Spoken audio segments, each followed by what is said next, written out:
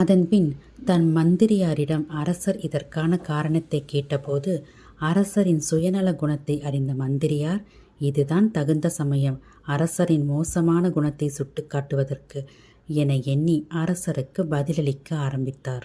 மன்னா, எந்த பொக்கிஷமும் தனியாக பூட்டப்பட்டால் தன் ஒளியை இழந்துவிடும். அவை பயன்படுத்தப்படும் போதே அவற்றின் மதிப்பு உயரும். நீங்கள் உங்கள் பொக்கிஷங்களை பகிர்ந்து கொடுக்க வேண்டும். உங்கள் செல்வத்தால் மக்கள் மகிழும்போது அந்த மகிழ்ச்சிதான் இந்த தங்கத்துக்கும் வைரத்துக்கும் புதிய ஒளியை கொடுக்கும் என புன்னகையுடன் கூறினார் மந்திரி. அதை கேட்ட அரசர் முதல் முறையாக தன் தவறை உணர்ந்தார். அவர் தன் சுயநலத்தால் மக்களுக்கு தீங்கு இழைத்து விட்டதை உணர்ந்து வெட்கி தலை குனிந்தார். உடனே அவர் விவசாயிகளுக்கு புதிய கருவிகள் வாங்கவும், அவர்களின் வீடுகளை புதுப்பிக்கவும், ஏழை மாணவர்களுக்கு படிக்கவும் நிதியுதவி அளித்து உதவினார்.